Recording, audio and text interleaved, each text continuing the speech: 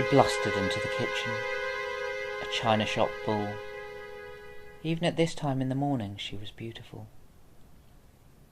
She was a Tasmanian devil of shining hair and perfume, spinning on a cartoon axis.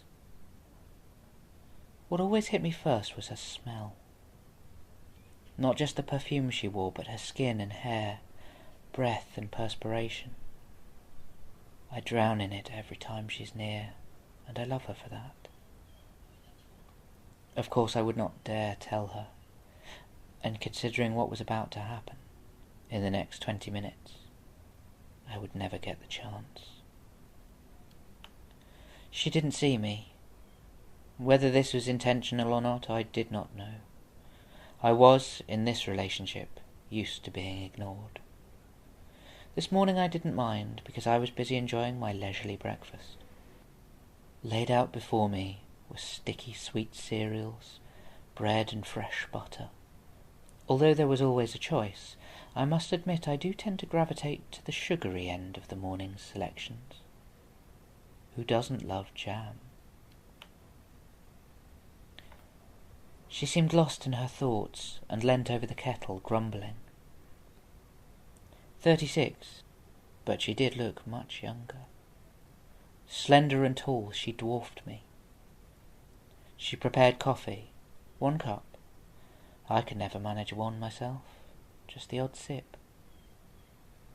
She stared at her mobile, and I noticed that she was chewing her lip nervously. The kettle's steamy siren broke her concentration. I couldn't help but notice that she jumped slightly and trembled as she reached for her cup. She poured in the hot liquid, stirred it violently and raised it to her lips. There, again, I could detect a slight quiver. She was nervous. I knew better than to try to bother her when she was like this, so I carried on with my repast. A loud knock made us both jump. I thought I could see the door shake with the stress of it. She walked to the kitchen door and opened it slightly. The man forced the door open and, using his shoulder, barged his way into the house. Shocked, I was frozen where I was. The man was large, his teeth bared like a rabid dog. He screamed a stream of obscenities, machine gun menace and staccato spittle. Surprisingly, she didn't seem afraid. In fact, she echoed his anger, shouting furiously about his uninvited intrusion. He didn't appear to listen, ignoring her and walking over to her handbag on the kitchen table. She tried to stop him, but he pushed her roughly to one side. At this point I'd seen enough. I shouted for him to stop and get out. He was so wrapped up in his storm he carried on, not seeming to hear me at all.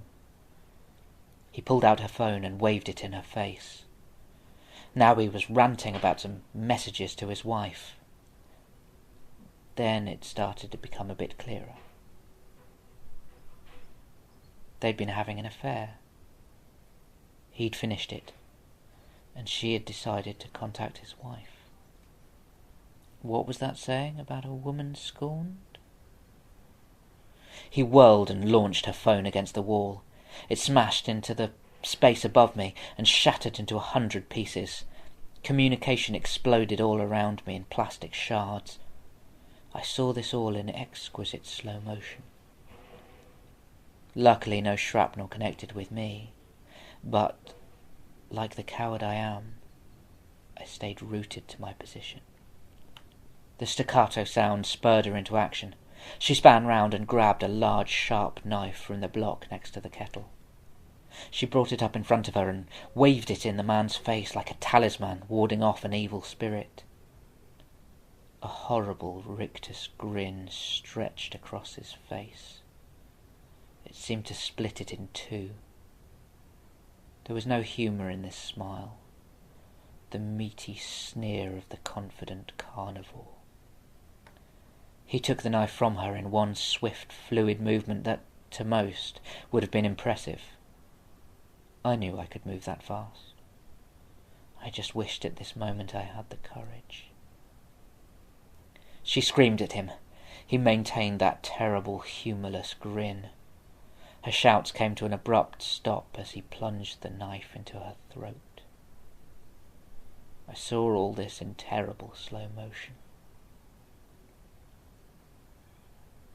She did more than fall.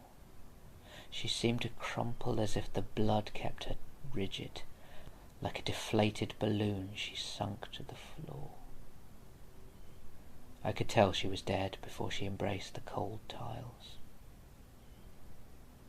The man, showing no emotional reaction to his deed, turned and swiftly left the house, leaving as he had entered, slamming the door behind him. I flew over to her side. Blood pooled and congealed around her. Its strong, sweet smell mixed with her perfume. I let it wash over me in a tidal wave of an olfactory sea. God help me, I found myself tasting it. I sobbed as I drank. It was probably the shock, but I lost all concept of time. I slept, dreamless sleep. I was awoken abruptly as the kitchen door was kicked in. Thinking that the killer had returned, I retreated to my refuge of the kitchen table. 3 men walked in. 2 in uniform, 1 in a suit. The suited man barked orders. "Get SOCO here, Wilson!" The subordinate spoke into his crackling radio.